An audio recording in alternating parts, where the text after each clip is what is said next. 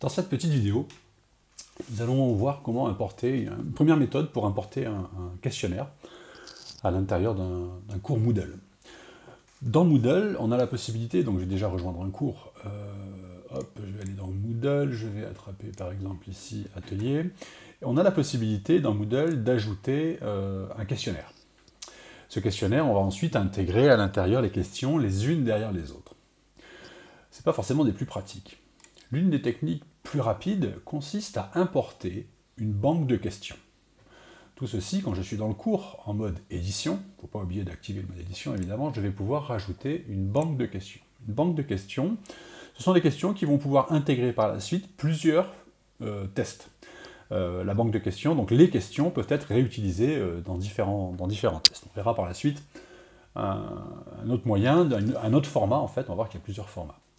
La première étape donc consiste à venir cliquer donc sur ici, banque de questions, et dans cette zone-là, venir cliquer sur importer. Et là on voit qu'on a différents formats d'importation, donc je vois Blackboard, format Icon, Gift ou autre. Nous on va commencer par le premier format, le plus simple, le format Icon ou Icon, on prononce comme on veut, il n'y a pas de souci. Pour cela, il va nous falloir rédiger un questionnaire. Alors on va le rédiger dans un traitement texte, peu importe, alors je vais le rédiger avec ici, dans un traitement texte, dans WordPad, Notepad, ce que vous voulez. Il n'y a pas forcément besoin d'utiliser un logiciel très compétent. Par contre, la syntaxe, pas la syntaxe, pardon, la manière d'écrire les informations est assez précise. Je vais vous faire une démonstration. Si je veux poser une première question, donc je vais taper, voici ma première question, donc il n'y a pas de limite de caractère première question, voilà, je vais par exemple terminer par un point d'exclamation, là encore il n'y a pas réellement de terminaison obligatoire, on peut faire deux points, un point ou autre. Donc voici ma première question. Je vais corriger la faute, ça sera quand même un petit peu plus facile. Voilà. Ensuite, dans l'ordre des réponses, enfin l'ordre n'a pas d'importance, mais dans la manière d'écrire les réponses, on va voir que là, pour le coup, il y a une petite syntaxe. On va toujours numéroter les réponses en disant la première réponse, donc la A, point, je vais mettre un point, et ensuite je mets un espace. Puis je dis que c'est ma première réponse. Je vais aller faire la suivante, B point, deuxième réponse. Puis ensuite, troisième réponse, ça y est où, on remarque que j'exploite tout le temps la même technique, hein, c'est-à-dire que je mets une codification pour la question, A, B, C, je mets un point, un espace, et je mets ensuite la réponse. La réponse peut être beaucoup plus longue hein, que celle que je suis en train de rédiger, mais là c'est simplement un exemple. Donc je vais mettre troisième réponse. Voilà, donc je peux enchaîner comme ça, il n'y a pas de limite, hein, les questions, je peux en poser les réponses, pardon, je peux mettre 2 réponses, 3 réponses ou plus. Et une fois que j'ai fini de lister toutes les réponses que je souhaite proposer, je vais dire à mon fichier que la réponse, donc answer en anglais, je vais mettre 2 points, ils sont collés, je vais mettre un espace, et puis je vais dire que je vais donner la lettre équivalente à la bonne réponse. Admettons que ce soit la réponse B.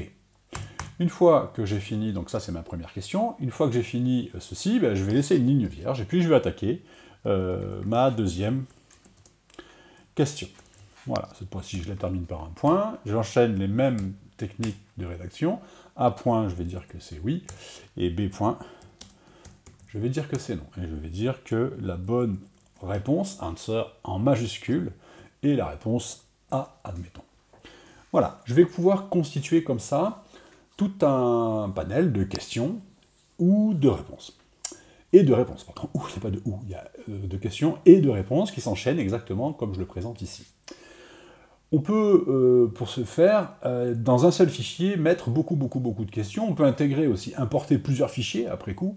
Voilà, si les fichiers ont été rédigés, par exemple, les questions ont été rédigées dans un Word ou dans un LibreOffice ou autre, n'oubliez surtout pas d'enregistrer ce fichier, au format TXT.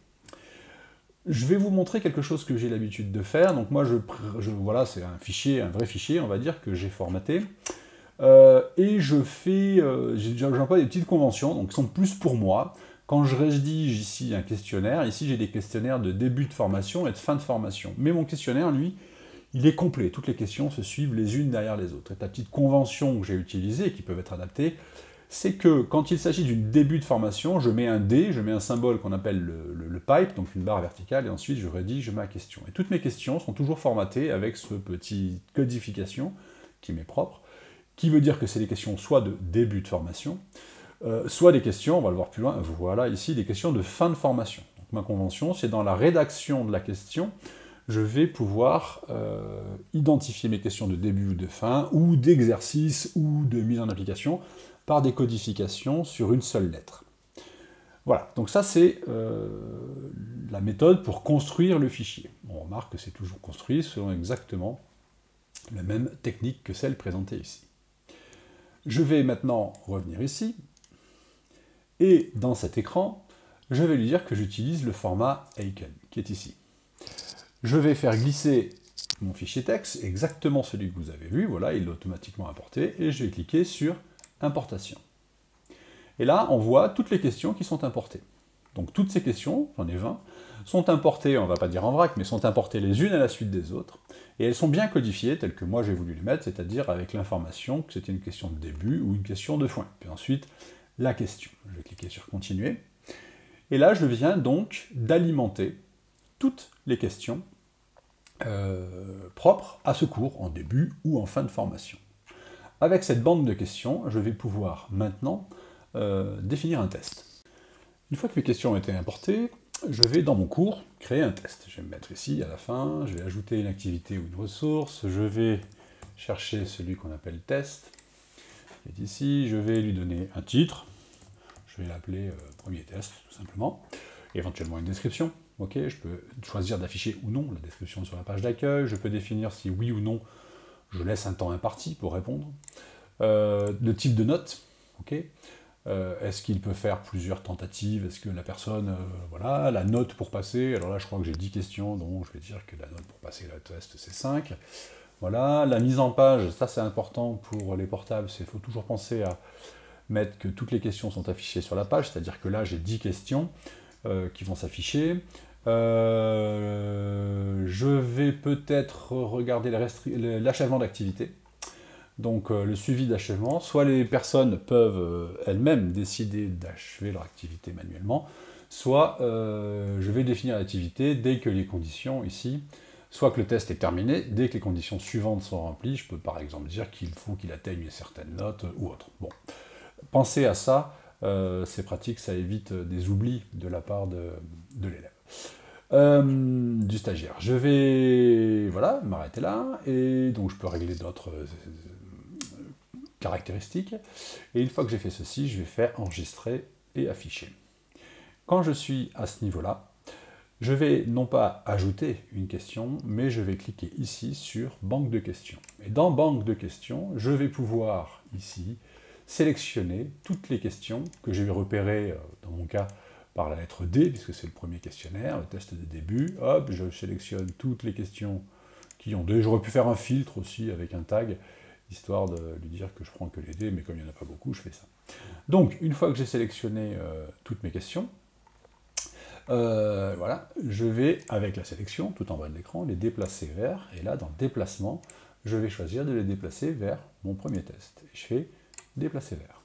Et là, les questions vont quitter la banque de questions, puisqu'elles vont être utilisées maintenant dans ce premier test. Le test est ici, toutes les questions ont été importées. Je peux donc maintenant proposer le test aux élèves. Je vois que j'ai la note pour passer 5 sur 10, il y a 10 questions. Le questionnaire est prêt à être utilisé. Je vais retourner en cours. Voilà. Donc là, on a vu comment rapidement créer les questions, et plutôt que de les créer une par une, donc comme normalement dans Moodle, on a la possibilité d'importer.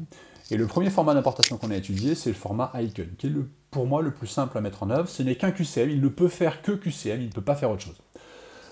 On verra dans une deuxième vidéo comment utiliser un autre format beaucoup plus évolué, mais qui va nécessiter la rédaction d'une banque de questions un petit peu plus avancée.